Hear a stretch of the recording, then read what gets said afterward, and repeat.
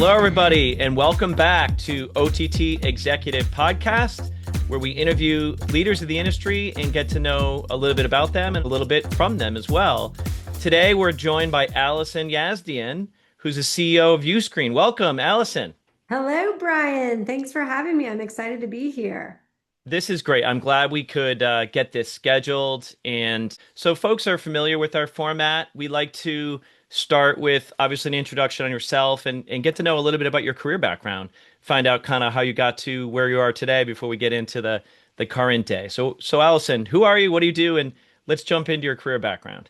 Thanks so much. So I'm Allison Yazdian. I'm the CEO of Uscreen. We're a video monetization platform, basically powering white labeled video apps and sites for video businesses, content creators. Essentially, if anyone wants their own membership experience, it kind of brings in streaming, OTT, and community. We can build it for you. We can help you make it successful and help you operate it with our operator tool. So a little bit about me. I always like to start from the beginning, but I won't take forever getting into it. How Um, far back do you want to go? We got time.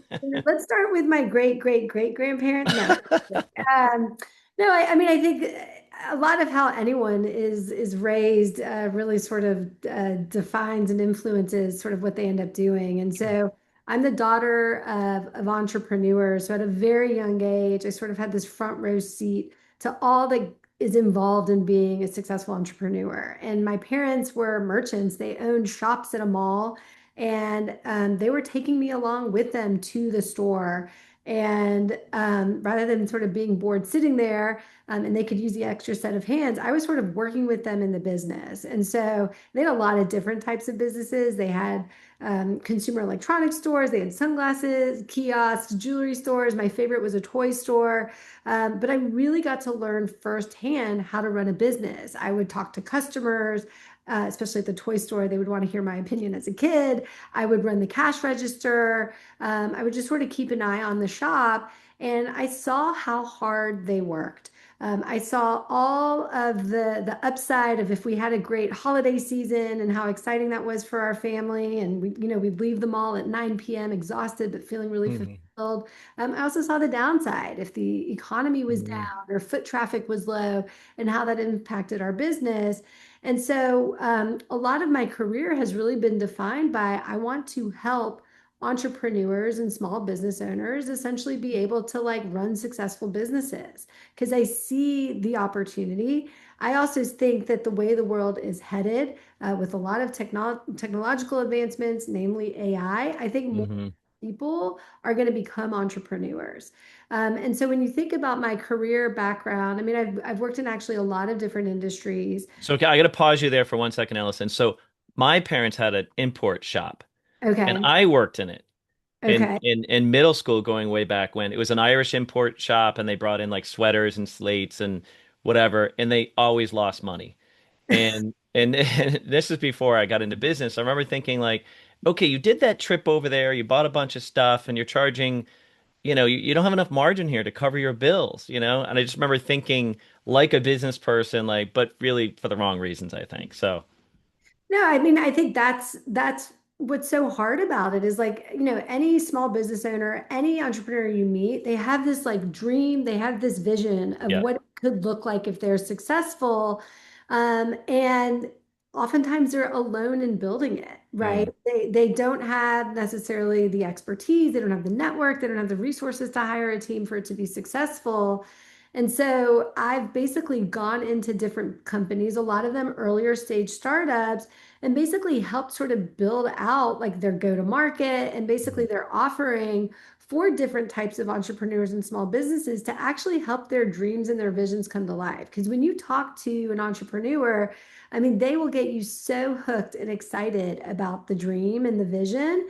But as you know, like business is 10% idea and 90% execution. They Mhm. just need the support and being able to do that.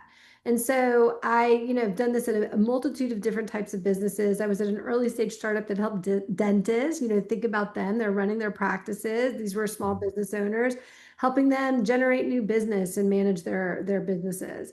I was at Compass, which is a real Hmm. estate platform, started there very early, and sort of was there for several years through an IPO and through like hyper growth. But again, we were helping these real estate agents who had these dreams really help them sort of amplify, accelerate their businesses. And then I actually got into the creator economy by going to a business called LTK. A lot of people might know them as like to know it or reward style, basically a monetization platform for content creators, right? So if content creators want to monetize through affiliate linking, through brand collabs, LTK had built technology to really support these creators in doing so. And my big insights there was, yes, creators are they are entrepreneurs, they are dreamers. There's a lot of specific nuances in becoming a content creator, which we can talk a lot about today. Hmm. Namely, content creators are basically building their audiences, building their businesses on essentially rented land, right? They're building it on YouTube, they're building it on Instagram, they're building it on Hmm. TikTok, which is an incredible opportunity because, 20 years ago, for you to be able to reach a global audience immediately and for free was unheard of. And now someone can, start posting content and be able to have a ton of reach. The Mm. challenge is that reach is not guaranteed. They have Right. to know who that audience is, and the monetization, the way to make money off of it can be very spiky, if you will. And they don't really control anything. I mean, they're creating content. It's great, quick access, right? But the downside is you don't really have full control of the business plan, the monetization, the engagement.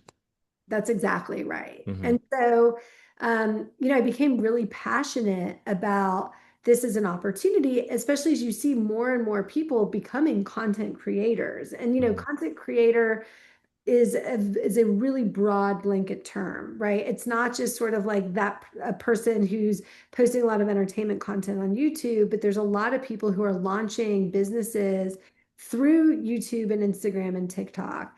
And so Uscreen essentially is a wonderful solution to creators who are starting to build an audience, have a lot of great premium content. They're building that community where they want to have their own destination. They want to own the revenue. They want to own the data and the reach to their audiences, to be able to, future-proof their business and really build a sustainable revenue business, not something that's super spiky and Hmm. algorithm dependent. So let me ask you this question.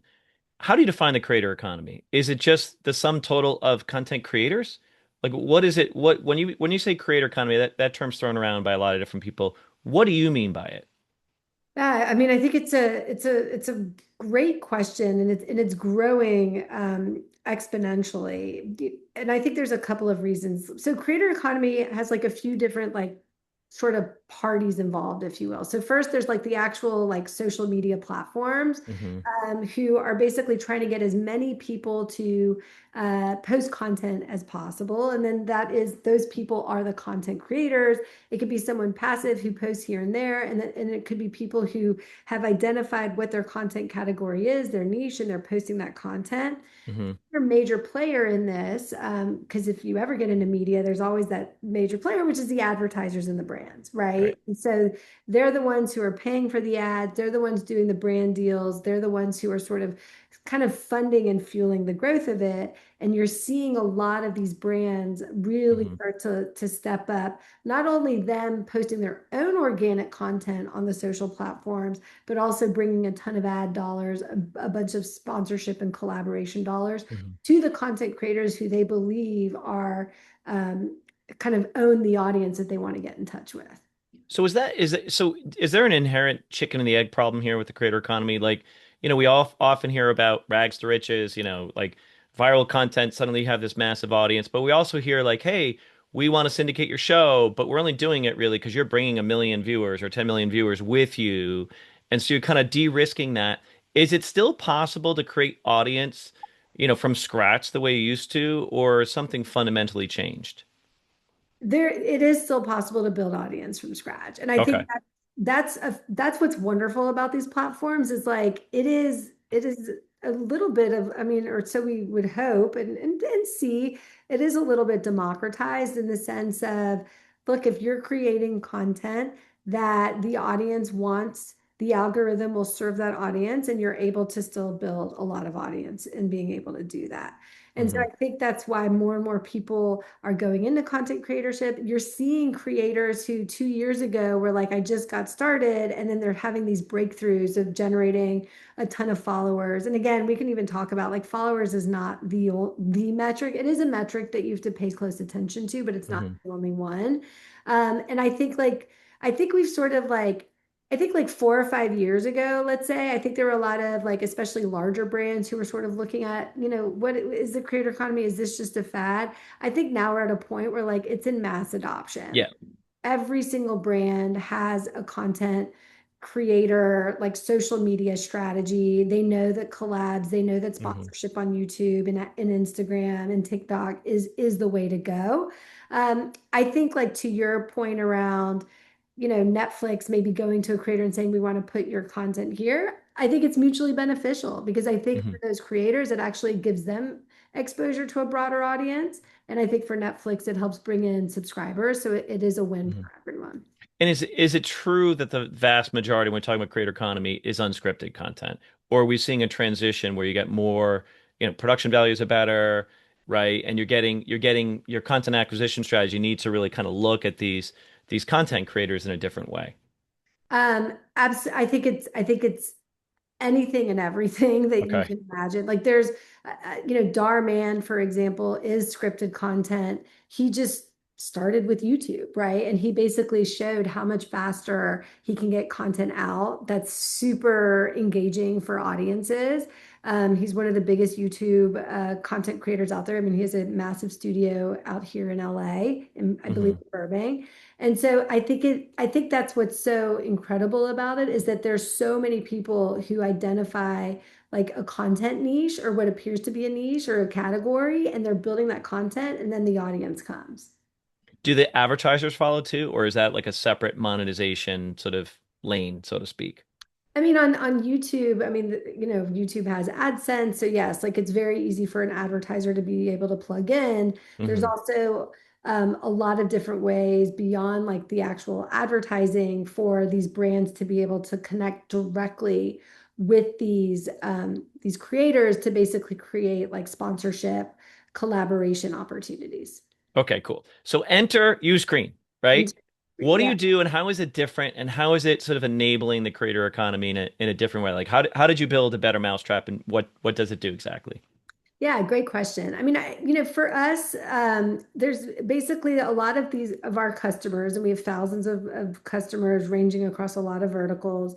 They've basically found a lot of success on YouTube. And what does a lot of success looks like? Typically, it's long form content. They've got decent size followers, subscribers, if you will, and a lot of engagement from their community. And they've basically recognized that there is an opportunity for them to have their own destination for their community to come together. And so what that looks like is literally like white label branded apps. That's Hmm. TV apps. These are OTT.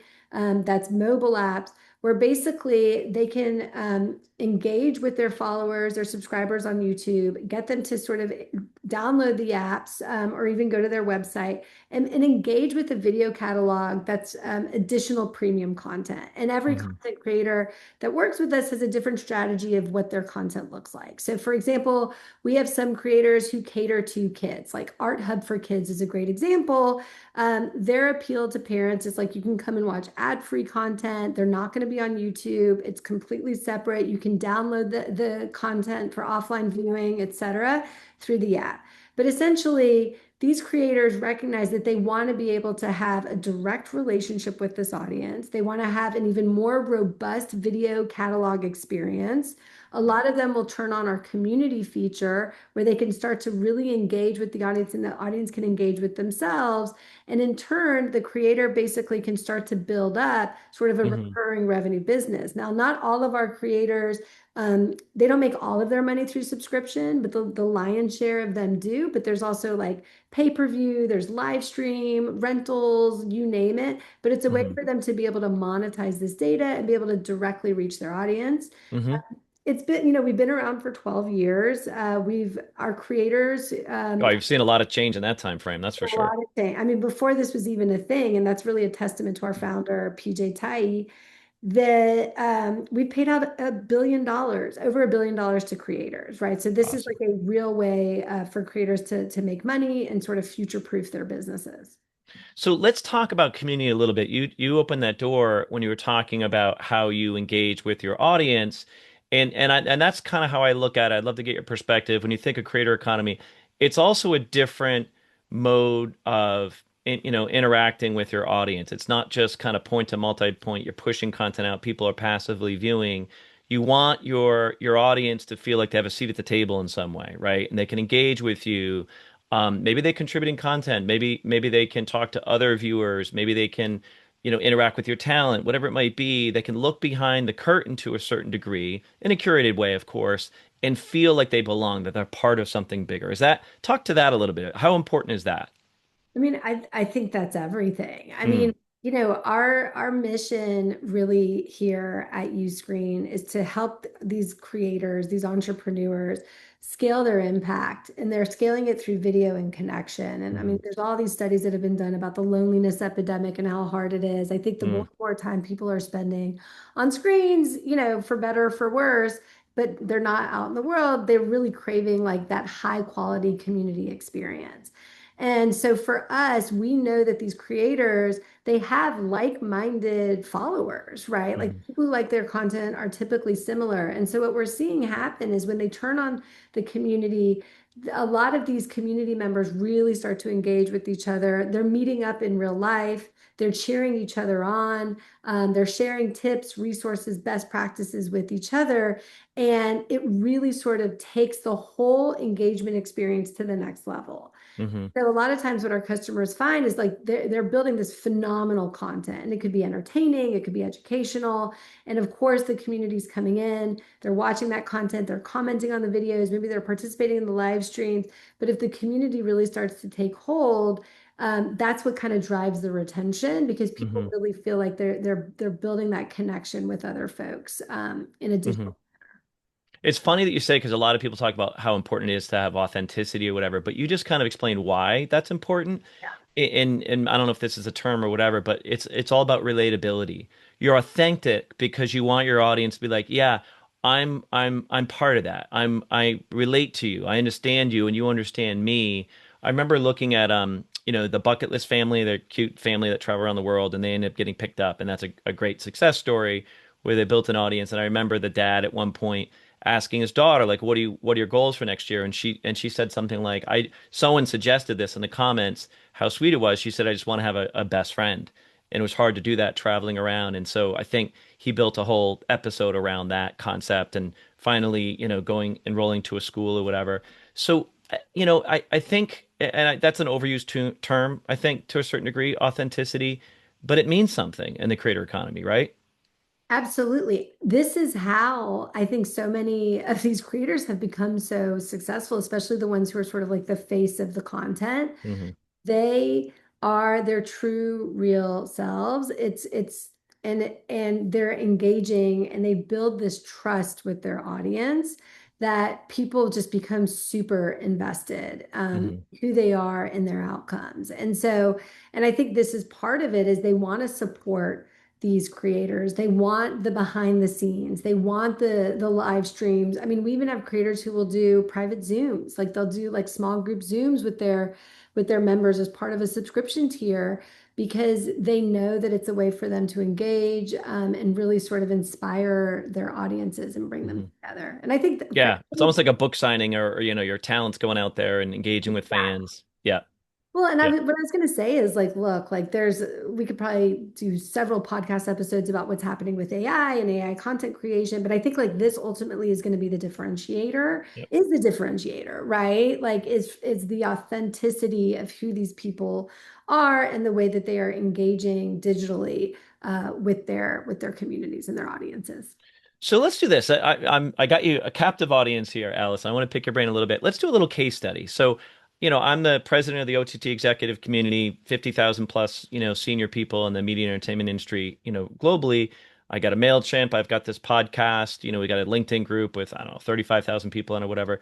What would you recommend? Like, how would I use Uscreen, to engage my audience and to monetize it, but also build engagement with my members? Yeah, absolutely. So, I think like This is some free consulting, so I, so thank you for that. I'll send you the bill. Hopefully my audience can benefit too. I mean, I think the first question to you, which I see the opportunity here, is like, how would you feel about having like your own destination? And again, a lot of our customers, I mean, we have over 3,500 apps that we've deployed between TV and mobile, but a lot of them might even just start with a website where you're starting to bring your audience together. And what does that look Mhm. like? So first of all, I'm sure you have a ton of great video content. So it's like building out a video catalog, thinking through what that content calendar could look like. So, for example, if you wanted to live stream this podcast, right, Mhm. people could go to the website, be able to access the live stream. And now you got like Meetup TV, like you got to publish, okay, at this time, this day, you got to tune in, right? Okay.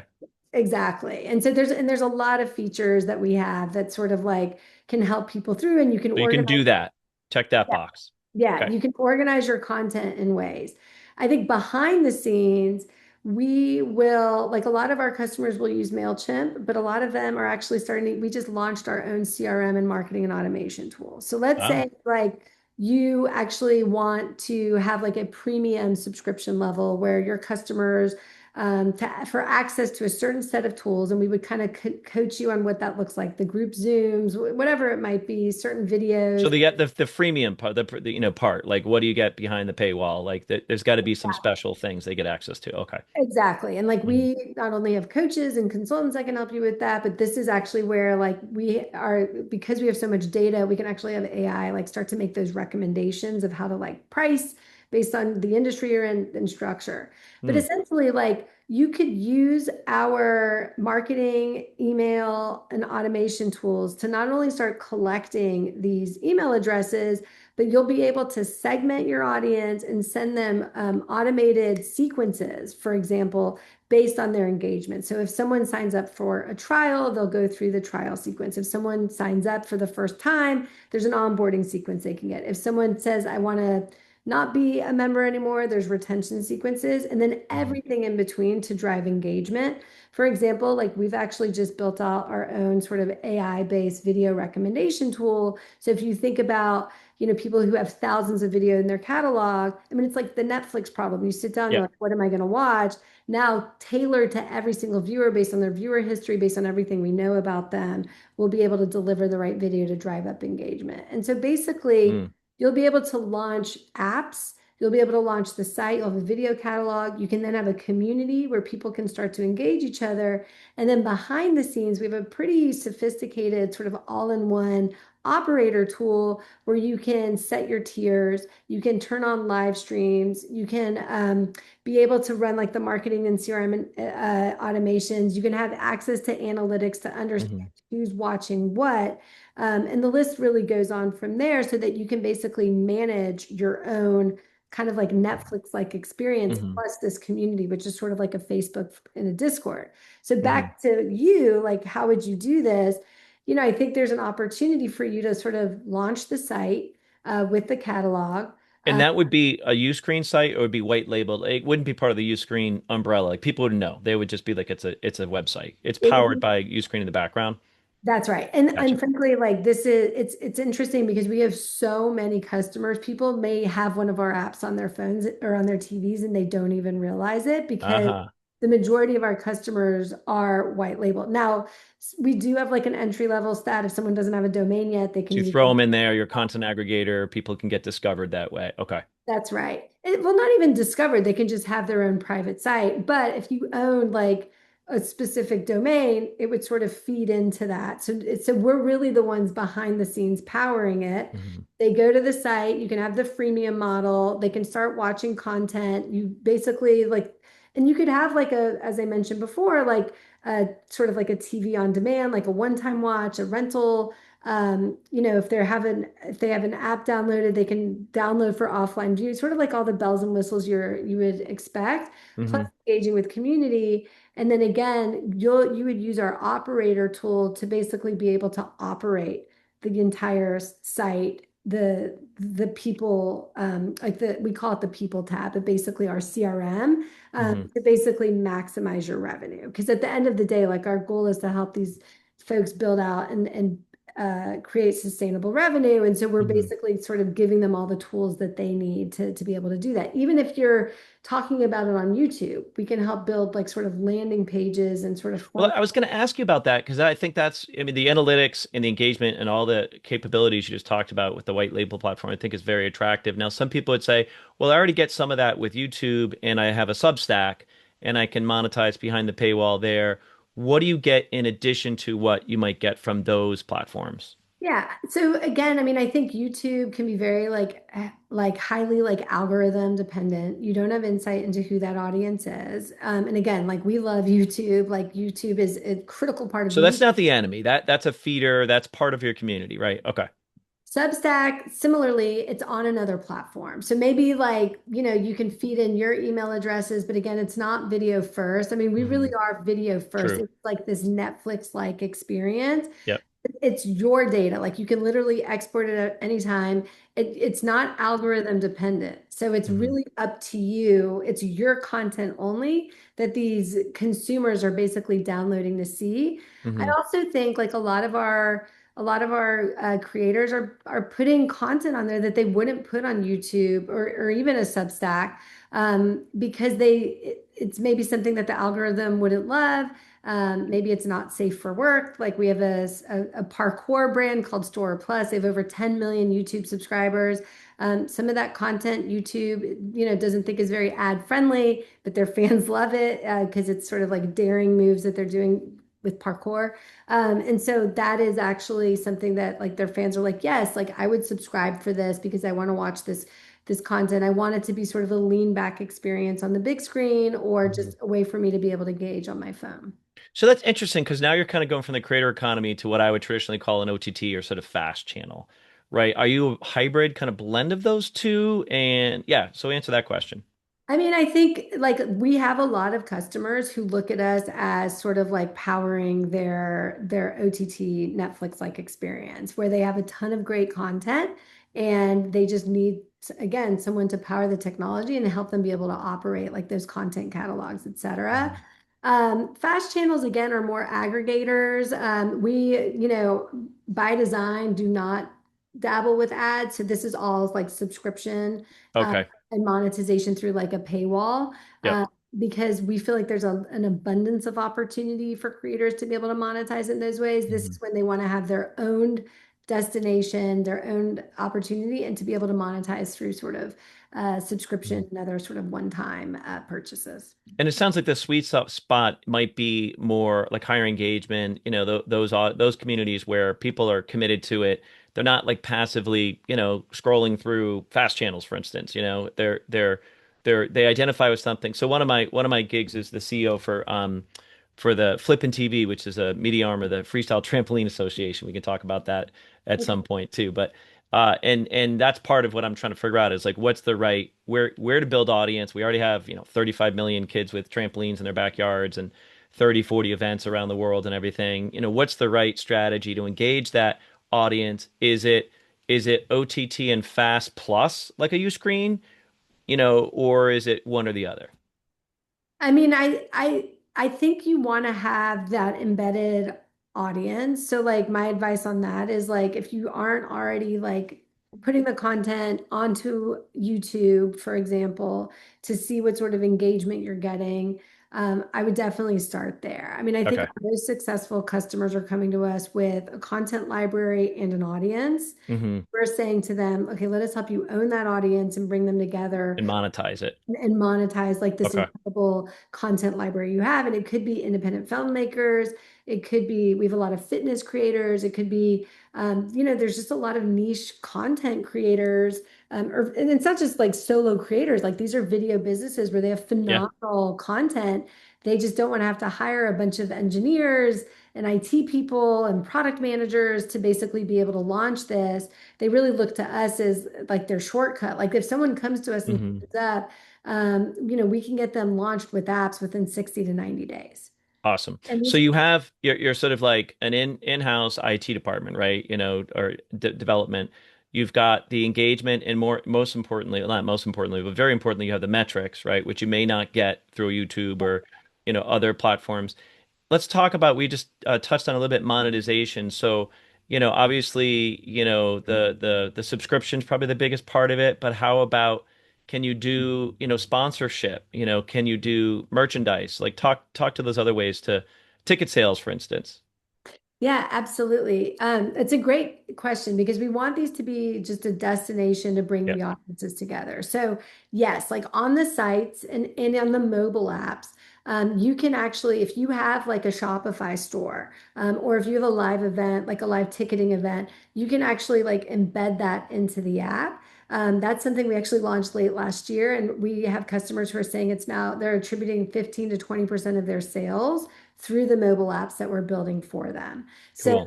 And yes, you take care of the integration with all the different platforms, iOS and Android. Okay.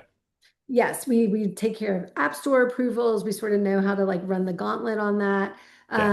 We also like we have linking. So let's say you are talking about something in a video, you can actually put the link in the video so someone can click on it and be able to go straight to whatever site if it's a actual physical product, if it's an Hmm. event that's coming up, et cetera, because we want to have that engagement be a part of it. And a lot of our creators, look, they're monetizing a lot of different ways. Now, Hmm. when they come to us, they're monetizing very little through subscription. Our goal is to help that become a massive revenue stream for us, but Hmm. they're still making money through affiliate, through AdSense, through brand collabs. And they're doing that in really interesting ways. If a fitness instructor does a collab with, a nice high-end fitness brand, let's say, a lot of that content can be featured on their app. There's ways for them to sort of like, You could do like pre-roll too. Is that an option, or they can build out pre-roll. digital banners and stuff?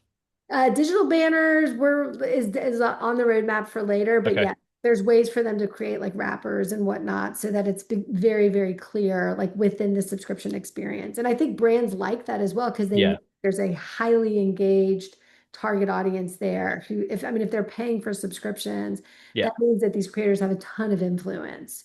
And Uh, it's more fluid and natural. I mean, YouTube, I don't know all the mechanics, whatever, where you have to declare this is sponsored content, and there might be some restrictions there and everything. Wow, that's really interesting. We're just about out of time. One of the things we just touched on, I'd love to get your perspective on, is AI. Obviously, it's huge right now. Everybody's talking about it. There's a lot of different angles from, we've always had machine learning to some degree for things like content discovery, recommendation engines and such. How are you like looking at AI? You don't have to tell me your roadmap or whatever, but like, what's the future look like in AI's adoption or adaptation in the creator economy? Yeah, I mean, I think like there's a few like table stakes that we know will remain true. And I think you're actually going to see like almost like a reversion to this where I think like there's going to be a huge emphasis on like the humanity of these content Mm, creators. I think like AI is enabling content creators to be a lot more efficient and effective and honest, almost like realize like their wildest dreams like in their content. But I think at the end of the day, like we think that there's a massive opportunity for humans to really supercharge themselves. And that's what we always tell our customers is like AI is our way to supercharge you. And hmm. so that is showing up. I would say about 60% of our roadmap is AI driven, meaning Mm, how are we helping our customers basically accelerate a lot of the admin work involved with running an OTT platform, involved with running their Uscreen. And how are we also helping them use AI to have better insights into who their customers are and create a better engaging experience for mhm. their audiences? So we've built a lot of different tools. I mentioned that recommendation engine for the end user to be able to view. Where is this going? I mean, I think everyone's using Claude, they're using ChatGPT. There's this whole notion of an MCP, which is basically an API that kind of lets your agent talk An to agent.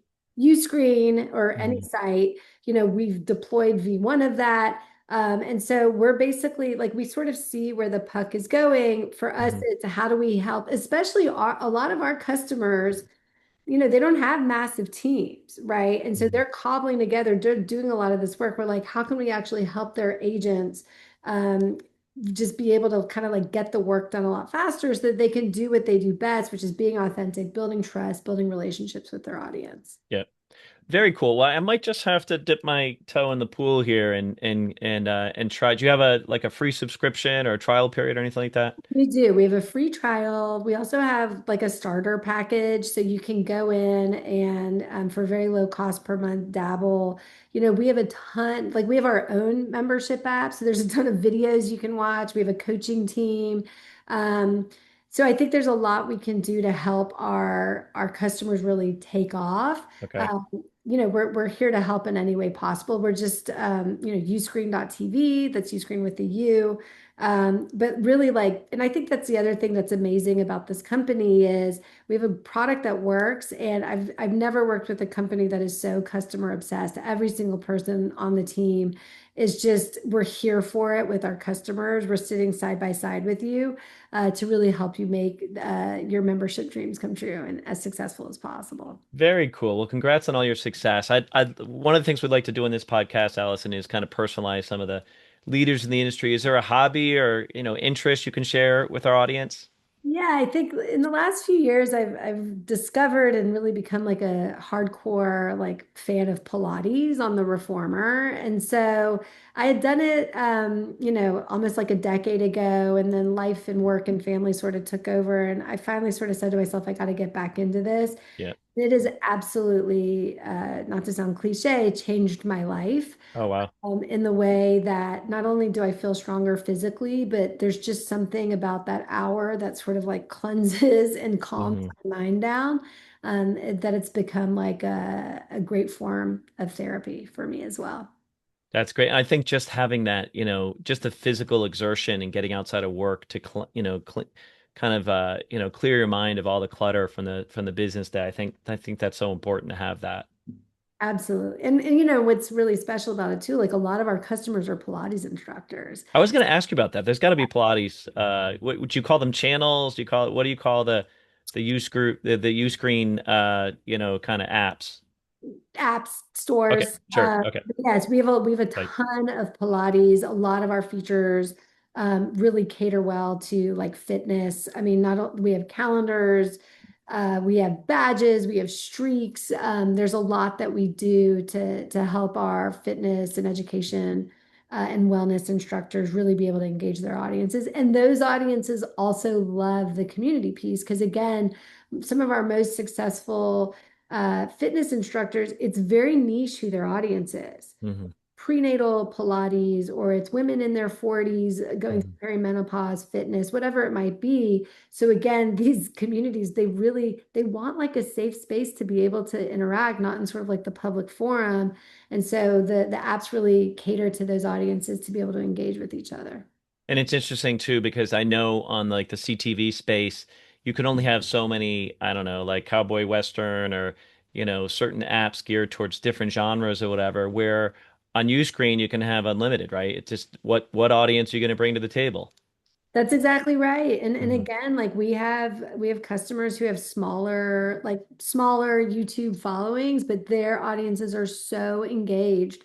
And if you run the math, like you don't need like tens of thousands of followers to run like a successful business, depending on the content type and the value you're offering. If you're charging 10 to 15 bucks a month, Hmm. once you get two, three, 4,000 followers or subscribers, excuse That's me, up. it starts to add up. Yep. And then you get into the game of okay, how do you drive retention and engagement? Hmm. But again, we have a lot of tools and best practices to help our customers be able to do that. Well, this is really exciting. I might just have to sort of document my evolution here. Yes, I and please then do. do a little ROI model of the time and effort in the monetization. Obviously, for me, most importantly is engaging the audience and getting the content out there and helping people out and stuff. So, listen, this is fantastic, Allison. I really appreciate your time today. Kudos on all your success. Allison Yazdian, CEO from Uscreen. This is Brian Mahoney, your host for OTT Executive Podcast. Everybody have a great day. Thank you. Thanks so much.